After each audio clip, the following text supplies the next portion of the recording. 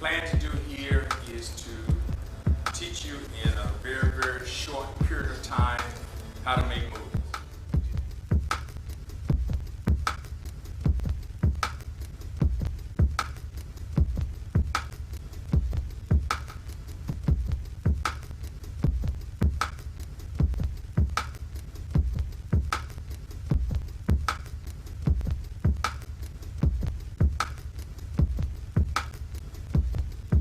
This is my life. I can't do anything else. Mr. Major is an inspiration to everybody, but for me in particular, he's always challenged me to be a better person. In terms of my career, his question to me was, what are you doing and where are you going to go? What's next for you? What's on the agenda, Jermaine? And I was always expecting to hear that whenever I saw him, that he was always going to push me to the next level of my career. And again, he was, kind of the main person I would talk to as the president. Him being the actual advisor, the first anything that happened, it would go straight to him and stuff like that. And he kind of just pressed on me to kind of just keep going no matter what. Keep your best foot forward no matter what. No matter how hard it may seem to, retain members, to gain new members. He was just like, just keep pressing, keep going. And just from that, it just kind of shaped me into a person that, no matter what, I continue to persevere through any obstacle, anything that may come about. Okay, Tony inspired me in a lot of ways. I think he serves as a great example for excellence in his craft. I thought he had a lot of integrity, and I thought that whenever he approached you, he was always trying to teach you something. And even guys as old as me was always open to hearing what he had to say. But one thing that Major believed in was being positive and making sure that you focused on the students that we served and the community that we served. Because of his community relationships and the things that he's done in the community, I'm very inspired to leave a legacy and be a trailblazer just as he was. He's inspired me to strip away things that I'm not sure about and to embrace the things that I am sure about. And that has yielded results where in the past, if you're believing what a multitude of people are saying, I think it lessens your ability to accomplish things. You want to start with what you know. And there were a lot of things that Professor Major told me that I did know, and he was reassuring about those things.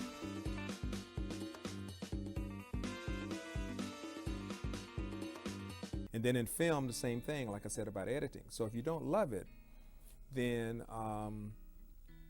it's not the profession for you. Go do something else, major in, something else. Not that anything is any less important or less, demanding, but the time element is just different.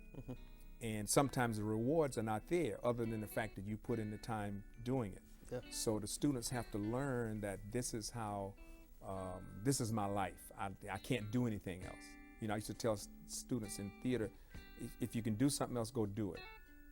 And they said, what are you saying? Well, what I mean is, if your love and heart is saying, well, I'm gonna do this, but, then you should go do the but.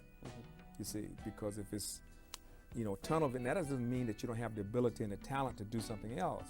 But if you're not focused in on it, like you said, as a student, and paying attention to details, it's not the profession for it. You gotta love it. You gotta eat and sleep it. And some of these students, like you said, they just eat and sleep it and have a ball doing it. Just never forget why you started. That was the biggest thing for me, because when things got rough, it was like every single time I told him about something, it was like, well, why'd you start? Why'd you start? Why'd you start? And it was always, you had to find, he wouldn't let you leave his office without him finding an answer for you, or you finding it yourself and coming to a common ground, like letting him know that, oh, okay, well, now I understand why things got rough, because I started on a certain path, lost focus, and didn't really have the same thing. So really just remembering why you start things really carried through with me. Our last conversation was sometime in the late part of May, I would say middle of May, late May. And he was just like, well, I'm proud of you doing certain things. I became a member of Alpha Phi Alpha Fraternity Incorporated, and it was something that he and I talked about after the fact, and he was like, well, I'm proud of you, but why'd you start that? And when I told him my mission as far as to really give back to the youth in the community and really give back to the UCF community for the minority population that was underrepresented, he was like, well, just execute that mission, you know? So he told me there's a few things he gave me to do, like as far as like checklists and small things that really keep myself reflecting on every single thing that I do, but also just making sure that, you know, I'm not dwelling in the moments where like things don't go my way at the same time. Well, he said this to everybody. He always, when you would ask him how was he doing, he'd always say, getting better all the time. And that was his sort of signature greeting, getting better all the time. And it wasn't just a greeting, but it was a reminder that we don't have any reason to complain. There is no reason that you can't do anything, because he was always moving and he was always doing something. And so I was always inspired by just a little reminder in the words that he said, getting better all the time, meant that he was always moving. I think he wanted everyone to be great. He believed in students and faculty members. He just believed that there was that people should always strive for something better. And it was just evident, not in just what he said, but what he did. He was always doing something. He was always advocating for others. He was so conscious of things that were happening in the country and in our culture. And so I think not just by what he said, but by what he did, he was always wanting people to be better. He did things in a time that many African Americans didn't have opportunities to do, didn't have an opportunity to do. So I would say that he has inspired not just this generation, but many generations to come with the legacy that he has left us here at the university. I think like many of us, he probably was he probably was a victim of a lot of injustice. He's seen a lot of injustice in his life. I think when you're victimized by injustice, you want to use whatever platform the Lord has given you to bring it to the forefront so that others can benefit from your experiences. There's an expression that says, God has blessed you so that you'll be a blessing to others. So in that respect, Tony, I think, took that to heart, and he was such a blessing to so many other people, like everybody that's gathered here today.